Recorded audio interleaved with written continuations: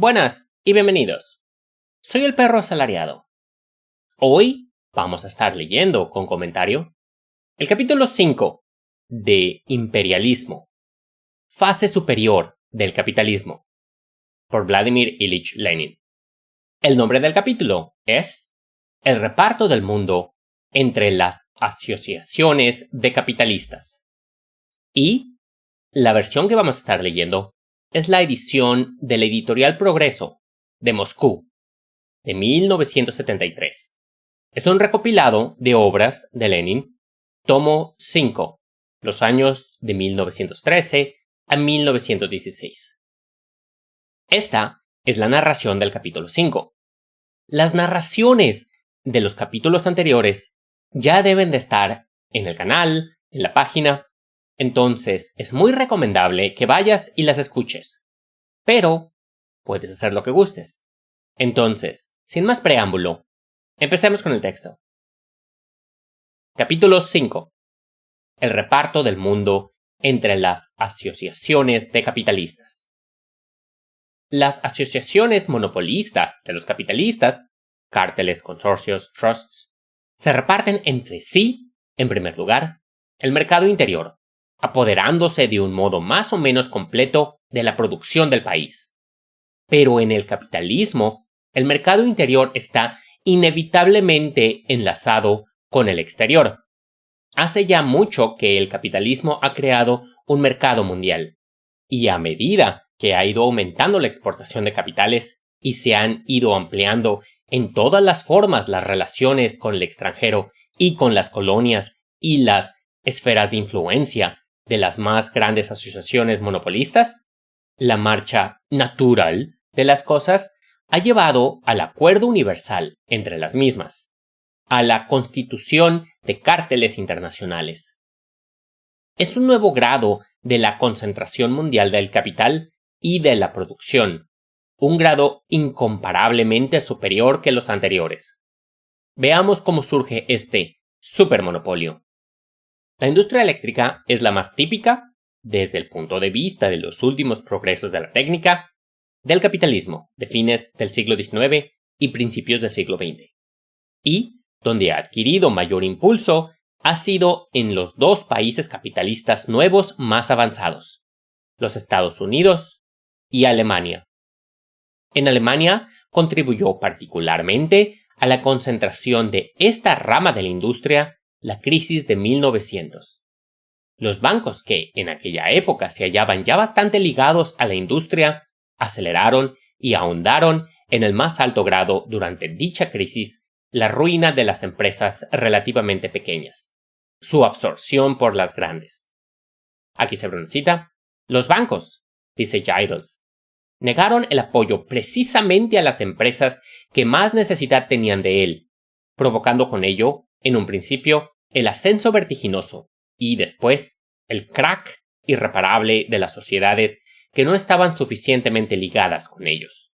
Se cierra la cita. Como resultado de ello, la concentración avanzó después de 1900 a pasos agigantados. Hasta 1900 hubo 7 u 8 grupos en la industria eléctrica. Cada uno de ellos estaba compuesto de varias sociedades. En total había 28. Y detrás de cada uno había de 2 a 11 bancos. Hacia 1908-1912, todos esos grupos se fundieron en uno o dos. He aquí cómo se produjo dicho proceso. Y, camaradas, ahorita en la pantalla se debe estar viendo la tabla de fusiones, grupos en la industria eléctrica en Alemania, de 1900 a 1912. Continuando. La famosa AEG, Sociedad General de Electricidad, desarrollada de este modo, ejerce el dominio sobre 175 o 200 sociedades a través del sistema de participación y dispone de un capital total de cerca de 1.500 millones de marcos. Solo en el extranjero cuenta con 34 representaciones directas, de las cuales 12 son sociedades anónimas establecidas en más de 10 países. En 1904 se calculaba ya que los capitales invertidos por la industria eléctrica alemana en el extranjero ascendían a 233 millones de marcos, de los cuales 62 millones estaban colocados en Rusia. Excusado es decir que la Sociedad General de Electricidad constituye una gigantesca empresa combinada. Solo el número de sus sociedades fabriles es de 16, que produce los artículos más variados, desde cables y aisladores hasta automóviles y aparatos de aviación. Pero la concentración en Europa ha sido asimismo un elemento integrante del proceso de concentración en Norteamérica. He aquí cómo se ha producido. Y nuevamente, aquí en pantalla debe aparecer una tabla que muestra las fusiones en Norteamérica comparadas con Alemania, y es Compañía General de Electricidad, General Electric, Sociedad General de Electricidad, AEG. Continuando. De este modo se formaron dos potencias eléctricas. Se abre cita. En el mundo es imposible hallar una sola sociedad eléctrica que sea completamente independiente de ellas. Se cierra. Dice Heinig en su artículo El camino del trust de la electricidad. Las cifras siguientes dan una idea que dista mucho de ser completa de las proporciones del giro y la magnitud de las empresas de ambos trusts. Nuevamente, aquí en pantalla, pueden ver una tabla. Continuando. Y he aquí que en 1907, entre el Trust norteamericano y el Trust alemán, se estipuló un acuerdo para el reparto del mundo. La competencia quedó suprimida. La GEC, la General Electric, recibió los Estados Unidos y el Canadá, y la AEG le correspondieron Alemania, Austria, Rusia, Holanda, Dinamarca, Suiza, Turquía y los Balcanes. Se concentraron acuerdos especiales, naturalmente secretos, con respecto a las filiales, que penetran en nuevas ramas de la industria y en países nuevos, no repartidos todavía formalmente. Se estableció el intercambio de inventos y experimentos. Se comprende perfectamente hasta qué punto es difícil la competencia con este trust, realmente único, mundial, que dispone de un capital de miles de millones y tiene sus sucursales, representaciones, agencias, relaciones, etc., en todos los ámbitos del mundo. Pero el reparto del mundo entre dos trusts fuertes no excluye, naturalmente, un nuevo reparto si se modifica la relación de fuerzas a consecuencia de la desigualdad del desarrollo, de las guerras, de las quiebras, etc. La industria del petróleo nos ofrece un ejemplo instructivo de intento de un nuevo reparto de este género, de la lucha por conseguido. Se abre cita. El mercado mundial del petróleo, escribía Giddels en 1905, se halla todavía repartido entre dos grandes grupos financieros: el Trust norteamericano del petróleo Standard Oil Company de Rockefeller y los dueños del petróleo ruso de Bakú, es decir, Rothschild y Nobel. Ambos grupos están íntimamente ligados entre sí, pero su situación monopolista se halla amenazada hace ya algunos años por 5 enemigos. Se cierra la cita y aquí empieza una enumeración. 1. El agotamiento de los yacimientos norteamericanos de petróleo. 2. La competencia de la casa Mantashev en Bakú. 3. Los yacimientos de Austria. 4. Los de Rumania. 5. Los yacimientos de petróleo de ultramar, particularmente de las colonias holandesas. Las riquísimas casas Samuel y Shell, enlazadas también con el capital inglés. Los 3 últimos grupos de empresas están relacionados con los grandes bancos alemanes y, en primer término, con el banco alemán, Deutsche Bank, el más importante de ellos. Estos bancos han impulsado de modo sistemático e independiente la industria petrolera. Por ejemplo, en Rumania, a fin de tener su punto de apoyo, en 1907 se calculaba que en la industria rumana del petróleo había capitales extranjeros por valor de 185 millones de francos, de los cuales 74 millones eran alemanes. Empezó lo que en las publicaciones económicas se denomina lucha por el reparto del mundo. Por una parte, la Standard Oil de Rockefeller, deseosa de apoderarse de todo, fundó una filial en la misma Holanda, adquiriendo los yacimientos petrolíferos de la India holandesa y tratando de asestar así un golpe a su enemigo principal, el Trust holandés británico Shell. Por otra parte, el banco alemán, Deutsche Bank, y los otros bancos berlineses trataban de conservar a Rumania y unirla a Rusia contra Rockefeller. Este último poseía un capital incomparablemente más cuantioso y una magnífica organización de transporte y abastecimiento a los consumidores. La lucha debía terminar, y terminó, en 1907, en la derrota completa del banco alemán, Deutsche Bank, ante el cual se abrían dos caminos: o liquidar con millones de pérdidas sus intereses petroleros, o someterse. Escogió lo segundo, y pactó un acuerdo muy poco ventajoso con la Standard Oil. En dicho acuerdo, se comprometía cita, a no hacer nada en prejuicio de los intereses norteamericanos. Se cierra. Con la salvedad, sin embargo, de que el convenio perdería su vigor en el caso de que en Alemania llegara a aprobarse una ley que implantase el monopolio del Estado sobre el petróleo. Entonces empieza la comedia del petróleo. Von Gewinner, director del banco alemán, Deutsche Bank, y uno de los reyes financieros de Alemania, organiza por mediación de su secretario particular, Strauss, una campaña a favor del monopolio del petróleo. Se pone en juego todo el gigantesco aparato del más importante banco berlinés, todas las vastas relaciones de que dispone la prensa, se llena de clamores patrióticos contra el yugo del Trust norteamericano, y el Reichstag, casi por unanimidad, decide el 15 de marzo de 1911 invitar al gobierno a que prepare un proyecto de monopolio del petróleo. El gobierno acogió esta idea popular y el Deutsche Bank, deseoso de engañar a su rival norteamericano y de arreglar sus negocios mediante el monopolio del Estado, parecía haber ganado la partida.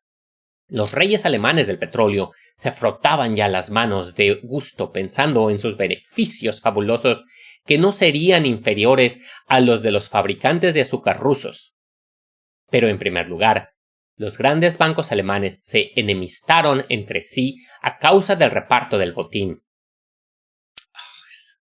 Y la sociedad de descuento puso al descubierto las miras interesadas del banco alemán, del Deutsche Bank. En segundo lugar, al gobierno le asustó la idea de una lucha con Rockefeller, pues era muy dudoso que Alemania pudiera procurarse el petróleo sin contar con él. El rendimiento de Rumania no es muy grande. En tercer lugar, casi al mismo tiempo, en 1913 se votaba un crédito de 1.000 millones para los preparativos de guerra de Alemania. El proyecto de monopolio quedó aplazado. Por el momento, la Standard Oil de Rockefeller salió victoriosa de la lucha.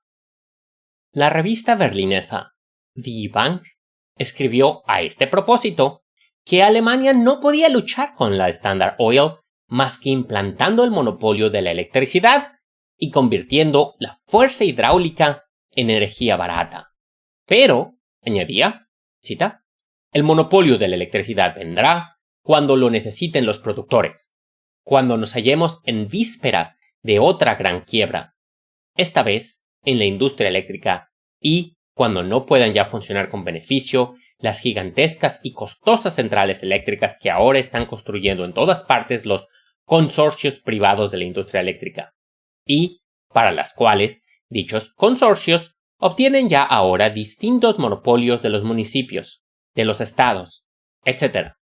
Entonces será necesario poner en marcha las fuerzas hidráulicas, pero no será posible convertirlas en electricidad barata por cuenta del Estado, sino que será preciso entregarlas también a un monopolio privado sometido al control del Estado. comentario. Esto fue hace 100 años, 100 años. ¿Te suena esto a cosas que pasan hoy en día? Continuando. Pues la industria privada ha concertado ya bastantes transacciones y estipulado grandes beneficios. Ganancia, beneficios es ganancia. Así ocurrió con el monopolio de la potasa, así sucede con el monopolio del petróleo, así será con el monopolio de la electricidad. Es hora ya de que nuestros socialistas de Estado, que se dejan deslumbrar por principios brillantes, comprendan, por fin, comprende tu hermano, que en Alemania los monopolios no se han propuesto nunca ni se planteaban proporcionar beneficios a los consumidores. Okay, tienes un punto. O por lo menos poner a disposición del Estado una parte de los beneficios patronales, sino que han servido únicamente para sanear a costa del Estado la industria privada, puesta casi al borde de la bancarrota. Se cierra la cita. Tales son las valiosas confesiones que se ven obligados a hacer los economistas burgueses de Alemania. Aquí vemos patentamente cómo, en la época del capital financiero, los monopolios de Estado y los privados se entretejen formando un todo, y cómo, tanto los unos como los otros, no son en realidad más que distintos eslabones de la lucha imperialista que los más grandes monopolistas sostienen en torno al reparto del mundo. En la marina mercante, el gigantesco proceso de concentración ha conducido asimismo al reparto del mundo. En Alemania se han destacado dos grandes sociedades, Hamburg America Linie y Lloyd de la Alemania del Norte, ambas con un capital de 200 millones de marcos, acciones y obligaciones cada una, y barcos por un valor de 185 a 189 millones de marcos. Por otra parte, el 1 de enero de 1903 se fundó en Norteamérica el llamado Trust Morgan, la Compañía Internacional de Comercio Marítimo, que agrupa a 9 compañías navieras norteamericanas e inglesas, y que dispone de un capital de 120 millones de dólares, 480 millones de marcos. Ya en 1903, entre los colosos alemanes y ese trust anglo-norteamericano, se firmó un contrato sobre el reparto del mundo en relación con el reparto de los beneficios. Las sociedades alemanas renunciaron a la competencia en los transportes entre Inglaterra y Norteamérica. Se fijaron taxativamente los puertos reservados a cada uno, se creó un comité de control común, etc. El contrato fue concluido para 20 años con la prudente cláusula de que perdería su vigor en caso de guerra.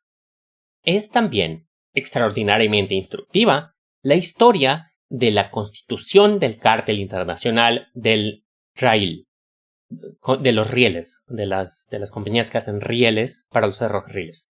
La primera vez que las fábricas de raíles inglesas, belgas y alemanas intentaron constituir dicho cartel fue ya en 1884, en un periodo de gravísima depresión industrial. Se pusieron de acuerdo para que los firmantes del pacto no compitieran en los mercados interiores de sus respectivos países y los mercados exteriores se distribuyeran con arreglo a la proporción siguiente: Inglaterra el 66%, Alemania el 27% y Bélgica el 7%. La India quedó enteramente a disposición de Inglaterra. Se hizo en común la guerra a una compañía inglesa que se había quedado al margen del acuerdo. Los gastos de dicha guerra fueron cubiertos con un tanto por ciento de las ventas generales. Pero en 1886, al retirarse del cártel 2 casas inglesas, este se desmoronó. Es elocuente el hecho de que no fuera posible conseguir el acuerdo durante los periodos de prosperidad industrial que siguieron. A principios de 1904, fue fundado el Consorcio del Acero en Alemania. En noviembre del mismo año, volvió a formarse el Cartel Internacional del Rail, con la proporción siguiente: Inglaterra, el 53.5%, Alemania, el 28.83%, y Bélgica, el 17.67%. Más tarde se incorporó Francia, con el 4.8, 5.8 y 6.4. En el primero, segundo y tercer año respectivamente sobre el 100%, es decir, calculando sobre un total del 104.8% y así sucesivamente. En 1905 se adhirió el Trust del Acero de los Estados Unidos, Steel Corporation. Después se sumaron Austria y España. Cita: en el momento actual, decía Fogelstein en 1910, el reparto del mundo está terminado y los grandes consumidores, en primer lugar los ferrocarriles del Estado, pueden vivir, puesto que el mundo está ya repartido sin tener en cuenta sus intereses, como el poeta en los cielos de Júpiter. Se cierra. Recordemos también el Sindicato Internacional del Zinc, fundado en 1909, que hizo una distribución exacta del volumen de la producción entre 5 grupos de fábricas: alemanas, belgas, francesas, españolas e inglesas. Después, el Trust Internacional de la Pólvora. Esa, cita, estrecha alianza completamente moderna, según palabras de Liefman, de todas las fábricas alemanas de explosivos, que más tarde, unidas a las fábricas francesas y norteamericanas de dinamita, organizadas de un modo análogo, se han repartido, por decirlo así, el mundo entero. Se cierra la cita. Según Liefman, en 1897 había cerca de 40 cárteles internacionales con la participación de Alemania. En 1910 se aproximaban ya al centenar. Algunos escritores burgueses, a los cuales se ha unido ahora Karl Kautsky, que ha traicionado completamente su posición marxista, por ejemplo, de 1909. Comentario: Lenin le tira durísimo a Karl Kautsky. Karl Kautsky en este entonces es el líder de los socialdemócratas en Alemania. Antes los socialdemócratas eran los marxistas, eran totalmente los marxistas. Pero después de cierto punto, en la Primera Guerra Mundial, cambiaron su forma de ver las cosas. Ya no buscaban una toma del poder político por parte de los obreros, sino reformas, mantener el sistema. Y Lenin no tenía amor por Kautsky para nada. Yo pienso que Lenin tiene razón. Obviamente. Continuando con el texto. Desde un poco antes, para dar contexto. Algunos escritores burgueses, a los cuales se ha unido ahora Karl Kautsky, que ha traicionado completamente su posición marxista, por ejemplo, de 1909, han expresado la opinión de que los cárteles internacionales, siendo como son una de las expresiones de mayor relieve de la internacionalización del capital, permiten abrigar la esperanza de que la paz entre los pueblos llegará a imperar bajo el capitalismo. Esta opinión es, desde el punto de vista teórico, completamente absurda. Comentario: esto fue escrito, imperialismo, durante la Primera Guerra Mundial y todavía venía la Segunda. El capitalismo, como Lenin lo va a explicar aquí muy claramente, es incompatible con la paz. No se puede, porque el capitalismo es de gandallas. El capitalismo tiende a la concentración de poder, porque el pez más grande se come a todos. Y cuando, como va a explicar aquí Lenin, y tiene razón, cuando se reparten el mundo y quedan trazadas las líneas, el capitalismo empieza a decaer dentro de los límites de estas fronteras que fueron trazadas. Entonces la única manera de sacar adelante el capitalismo es a través de la guerra, de la conquista de alguien más. Es inevitable. Todas las potencias capitalistas del mundo se han hecho ricas a través de la guerra, a través del conflicto, a través de la rapiña, a través de vender armas y quedar súper endeudadas. Eso es algo que la gente dice: no, los Estados Unidos es una fuerza de inventores y de... Los Estados Unidos abastecieron de armas a Europa totalmente y Europa quedó endeudada hasta... No hubo bala que no dieron los estadounidenses, que no vendieron. Y ellos tenían su industria intacta, su fuerza laboral casi intacta, con recursos naturales sin explotar, sin acabar, con ciudades, con infraestructura, Entonces los Estados Unidos hicieron su agosto y después de la Segunda Guerra Mundial terminaron como la absoluta superpotencia del mundo. Pero fue a través de la guerra. Muy contrario a cómo quedaron los soviéticos. Los soviéticos quedaron en ruinas, con ciudades en cenizas, con una fuerza laboral diezmada. Murieron millones y millones y millones de gente en la Segunda Guerra Mundial, de soviéticos. Y a pesar de ello, los soviéticos dieron una lección, se levantaron impresionantemente para un pueblo que solía ser un pueblo semiagrario feudal. El capitalismo, aquí sigamos leyendo lo que dicen, permiten abrigar la esperanza de que la paz entre los pueblos llegará a imperar bajo el capitalismo. Tal cosa es absurda. Como dice, esta opinión es, desde el punto de vista teórico, completamente absurda. Continuamos. Esta opinión es, desde el punto de vista teórico, completamente absurda. Y desde el punto de vista práctico, un sofisma. Un medio de defensa poco honrado del oportunismo de la peor especie. Los cárteles internacionales muestran hasta qué grado han crecido ahora los monopolios capitalistas y cuáles son los objetivos de la lucha que se desarrolla entre los grupos capitalistas. Esta última circunstancia es la más importante. Solo ella nos aclara el sentido histórico y económico de los acontecimientos, pues la forma de lucha puede cambiar y cambia constantemente en dependencia de diversas causas, relativamente particulares y temporales, en tanto que el fondo de la lucha, su contenido de clase, no puede cambiar mientras subsistan las clases. Se comprende que los intereses de la burguesía alemana, por ejemplo, a la cual se ha pasado en realidad Kautsky en sus razonamientos teóricos, como veremos más adelante, dicten la conveniencia de velar el contenido de la lucha económica actual por el reparto del mundo y de subrayar ya una ya otra forma de dicha lucha. En este mismo error incurre Kautsky, y no se trata solo, naturalmente, de la burguesía alemana, sino de la burguesía mundial. Los capitalistas no se reparten el mundo llevados de una particular perversidad, sino porque el grado de concentración a que se ha llegado les obliga a seguir este camino para obtener los beneficios, la ganancia, y se lo reparten según el capital, según la fuerza. Otro procedimiento de reparto es imposible en el sistema de la producción mercantil y del capitalismo.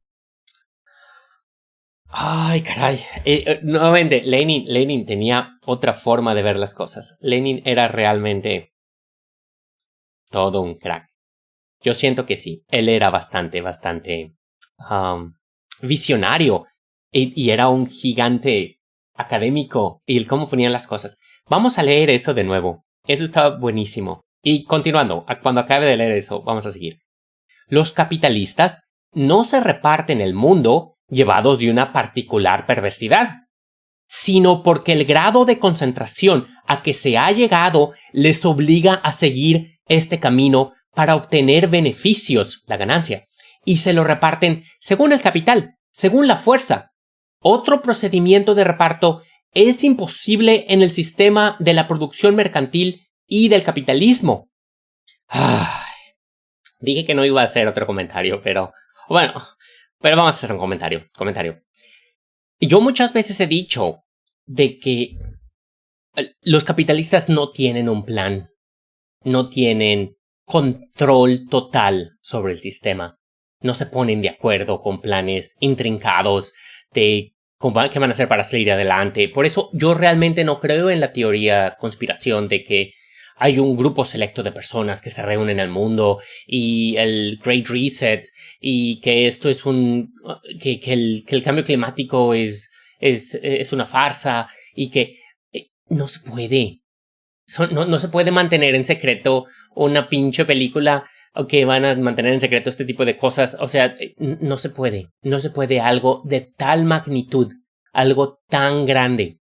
En especial cuando hay actores que están opuestos entre sí. Digamos ahorita, queda muy claro con lo de COVID, de que en COVID era Rusia y lo que era Estados Unidos, Europa, decían, no, sí, COVID existe y nuestras vacunas, tomen nuestras vacunas. Entonces, ese es un tema. Ahorita queda claro de que Rusia y Europa y Estados Unidos no son amigos. Eso es muy, muy evidente. Entonces, ¿por qué estaban colaborando los dos con vacunas? Para tratar de engañar al mundo si ahorita se quieren despedazar. No hace sentido. No hace ningún sentido. De la misma manera que dicen, no, es que esas vacunas son para que se mueran las personas y todo.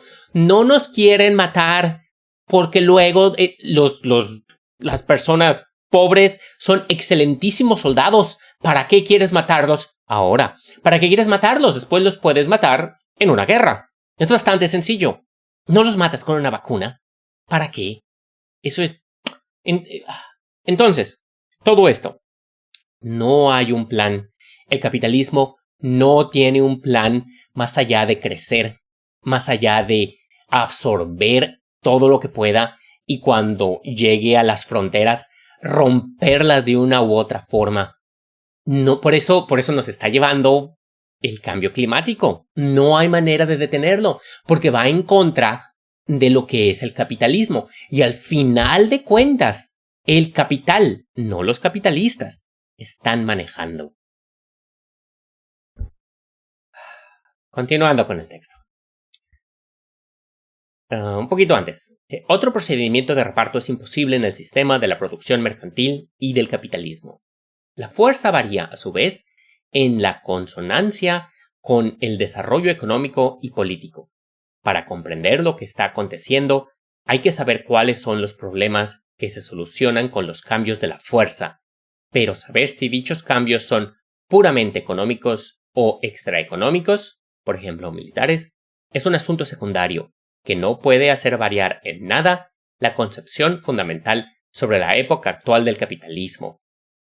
Sustituir el contenido de la lucha y de las transacciones entre las alianzas de los capitalistas con la forma de esta lucha y de estas transacciones, hoy pacífica, mañana no pacífica, pasado mañana otra vez no pacífica, significa arrebajarse hasta el papel de sofista.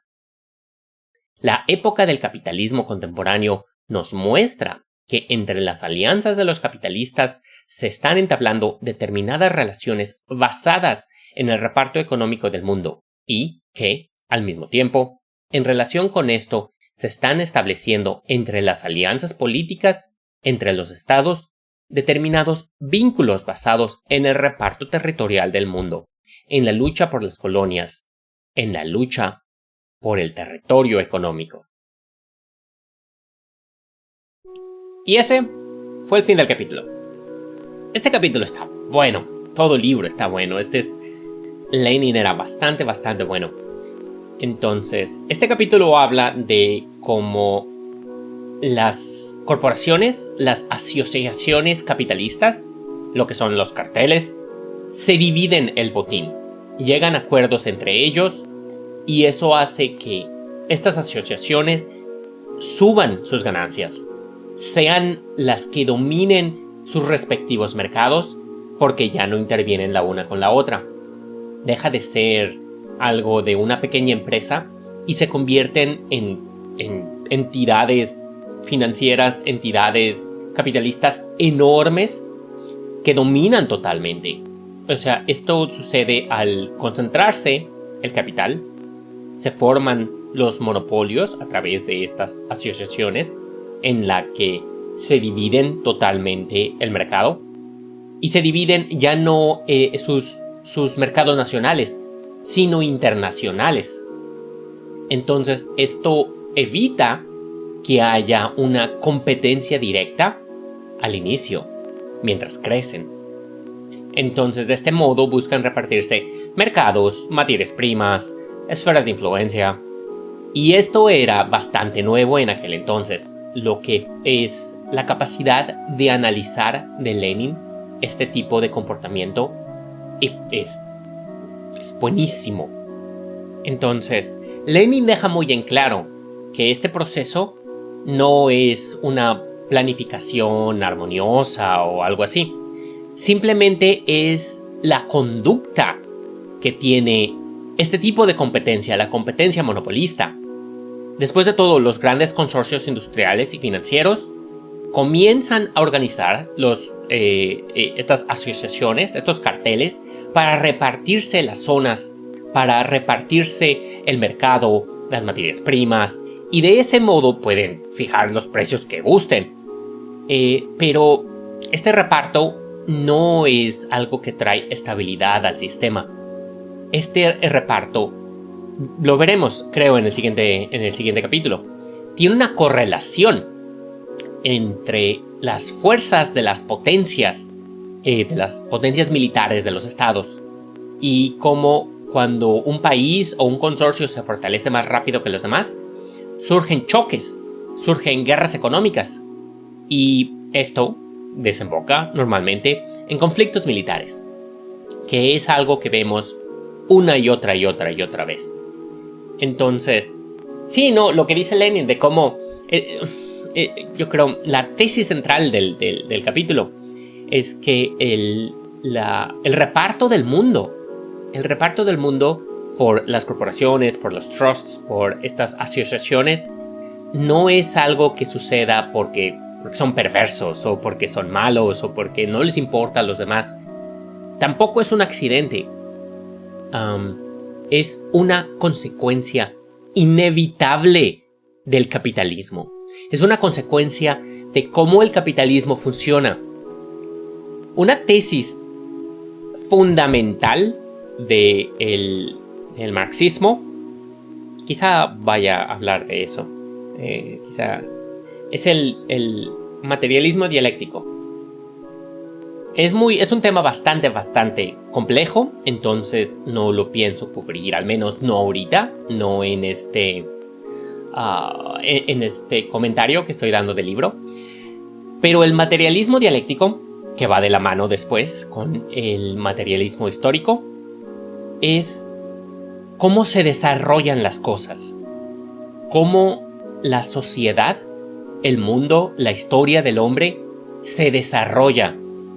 Si no me equivoco, en uno de los capítulos del libro de Parendi, que ya está narrado, creo que es el fin del marxismo. Creo que es el fin del marxismo, porque el otro es todo menos la clase. El fin del marxismo, interrogación. Creo que ahí hablo un poco de lo que es el materialismo dialéctico, el materialismo histórico. El materialismo dialéctico explora de forma filosófica cómo se desarrollan las cosas. Y el materialismo histórico es el materialismo dialéctico aplicado a la historia. Básicamente, estoy simplificando muchísimo las cosas, pero no los quiero confundir. Y no es para esto. El caso, lo que dice Lenin, es que la concentración de capital, los monopolios y después el imperialismo, el cómo se dan estos cárteles y estas asociaciones de corporaciones para dividirse el mundo, es algo natural, siempre va a pasar. Así como el feudalismo, así como tienes a los señores feudales, que son los dueños de las tierras, y los que viven en sus tierras son sus súbditos. Eso se dio en muchos lados en el mundo, independientemente de las culturas. También los esclavos, y que había guerras, y cuando conquistabas, agarrabas a los esclavos. Eso se dio independientemente de la geografía, independientemente de muchas cosas. Se dio y nació de forma independiente en diferentes lados del mundo. Es como la evolución. Espero que crean en la evolución, digo. En la evolución, la forma en que las especies evolucionan, eventualmente salen los ojos, y eventualmente diferentes especies llegan a tener eso. Llegan caparazones, cangrejos o tortugas, o llegan caparazones. Es el al menos como estamos nosotros después del meteorito. Yo creo que quizá hubiera ido para otro lado, no los caparazones. No sé, el caso es que lo puedes poner de diferentes modos, independientemente de la cultura, sin tener que asociarlos, y van a salir igual los terratenientes. Y también Lenin es su tesis, y yo la apoyo, de que si tienes al capitalismo, se da la concentración de capital. Y con la concentración de capital, como se da en diferentes lados, se da el imperialismo, el reparto del mundo, y es tanto económico como territorial, porque las grandes empresas se reparten concesiones mineras, ferroviarias, comerciales, y los estados las respaldan. Les ponen protectorados si lo necesitan, les ponen aranceles cuando lo necesiten, hacen tratados desiguales para garantizar esos intereses, como se vio en el capítulo. Si incluso un corporativo puede hacer lobbying dentro de su estado para hacer cosas que sean favorables para ellos. Entonces, esto siempre se va a dar. Pero bueno, camaradas, hay que hacer más. Tenemos una comunidad socialista en español en Discord. Se pone muy agradable. Si te llama la atención, mándame un mensaje. Deja un comentario, ya sea que me estés escuchando en podcast o que me estés escuchando en YouTube, viendo en YouTube. También me puedes mandar un correo a elperroasalariado@gmail.com. Con mucho gusto te leo. Hay que hacer más, camaradas. Sí se puede. Me han devuelto la fe muchos acontecimientos que recientemente están pasando. Sí se puede. Sí va a estar difícil. No digo de que, sí, no hay problema, la verdad. Pero hay que hacer más. Por eso hay que hacer más. Hoy estaba pensando de que siento que empecé muy tarde a narrar. Y siento que empecé muy tarde la comunidad de los asalariados, la que tenemos en Discord. Me hubiera gustado haberlo hecho antes, y yo creo que tendría una trayectoria diferente. Pero nuevamente, las cosas son como fueron, y se tienen que aceptar. Y estas son las cartas que tenemos. No hay de otra. Pero sí se puede. Un mundo mejor es posible, camaradas. Y vamos a lograrlo. Fuerza en la lucha.